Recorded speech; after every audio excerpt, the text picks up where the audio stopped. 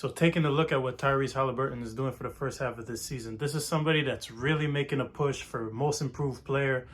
You guys could see that there's already averages of 20 points a game, almost 11 rebounds, and really turning the Indiana Pacers after the trade, turning them into really like a team that can catch you anytime on an off day. Take a look at a game. Indiana played against the Miami Heat, went over to Miami, and we could see the box score. Indiana's basically starting almost 4 guards with Buddy Hield, Benedict Mathurin, Andrew Nembhard, and Tyrese with Miles Turner. And you could see like the averages for the game stats for this game was crazy. 43 points, 7 assists, goes almost 10 for 16 from the 3-point range. Now, Halliburton's averaging 11 assists a game. So how is he getting these? How is Tyrese getting these? All right. The first thing I noticed about the Indiana Pacers is they go into the half court with great pace. Everybody sprints up the floor and really looks to push the tempo of the game. Okay. Reviewing this play right here, knowing that Tyrese is a threat to pass, and if you're a point guard, you're watching Tyrese because Tyrese's willingness to pass makes other people run their lanes, right? If you're a point guard and your teammates know that you're not passing the ball, they're not going to run the lanes because they're anticipating that you're not going to give it to them. So running away with great pace, right? Seeing the game before it even happens. Understanding that he has a very mobile, big in Miles Turner behind. And what he's going to tell Ben Mathurin to do is, cut, being able to see. Because he knows that he's trying to give this ball to the trail. Okay? On this play, Ben cuts a little bit late, but is still able to pass. Boom. Tyrese doesn't get the assist, but him understanding the play and moving created for his teammates. Okay? Right? So now again, same thing, pushing in transition. We notice how early they get into the half court. 20 seconds. They want to get their first action within the first 20 seconds. So within 4 seconds, I already got my first action. The ball's reversing.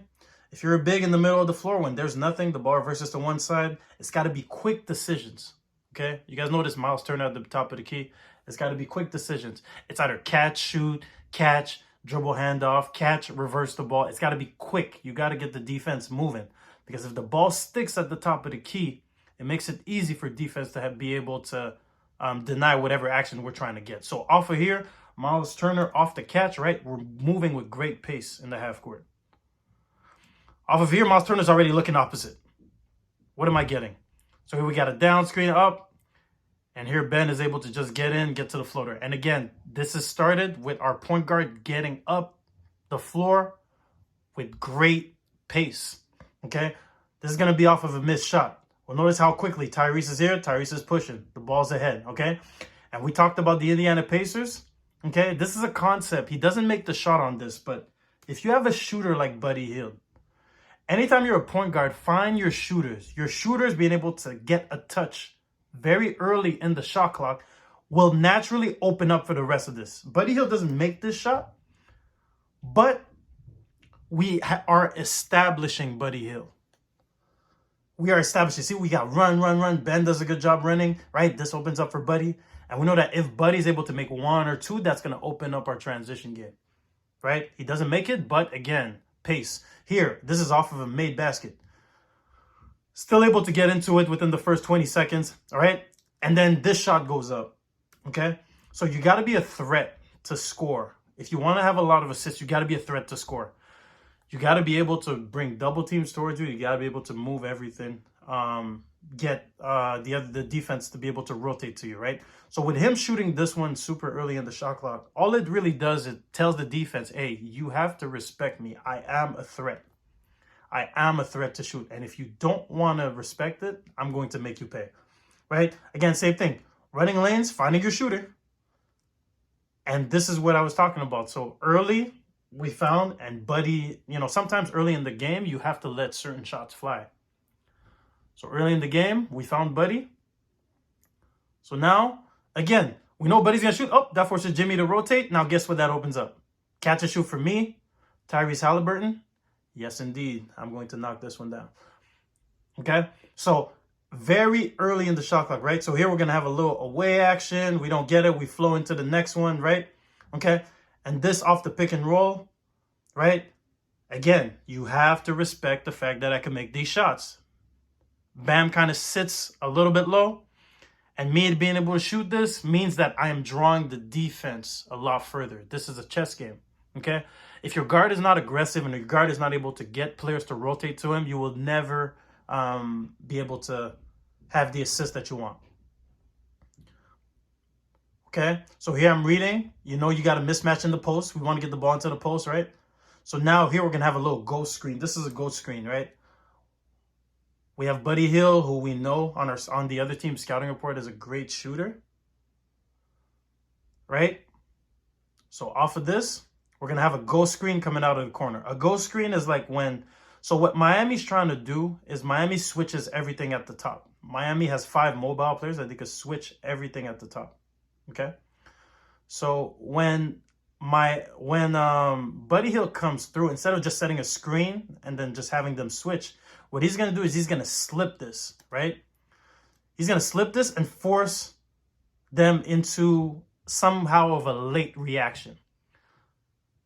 So what we do at the same time on the opposite side is we're going to see Andrew here is just going to cut. So now we got 2 on the ball, and now Buddy just has to make a read on this. And then we're able to take advantage. Okay, so the ghost screen is becoming very popular in the NBA only because teams are able to switch. Okay, this is defensive possession. I'm going to contest. I'm going to push, right? Right, getting those shots early in the shot clock, always ready to shoot. Here's another one. I'm going to make this. Tyrese Haliburton, all right? If you're a guard, you want to watch Tyrese. Tyrese is playing really the right way, okay? Miami's going to go into a zone, okay? Again, because I'm a threat, now I'm getting the chessboard. I'm moving the chessboard, right? So with the zone, what we're trying to do is we're trying to keep everything at the top, okay? Now that we know that he's able to rise up and shoot, what that does is that, again, forces defense to have to rotate to him. So now, boom, now play off of me. You got to be able to make a shot, okay? So his aggressiveness opens up a lot of the assists that he does, okay? So now moving into the second quarter. Moving into the second quarter. We're running, again, pace. We're looking. We're keeping the ball. And, again, the Pacers run to their spots, right? And this forces open up. And now just by us having the floor space, we're just rolling, and then we're just having fun with it. So if you're Indiana, if you're a point guard, if you're Indiana, you're really loving the way that this team is playing. But, again, just being able to have pace and pushing the ball in transition, just being able to run your lanes, really opens up the game.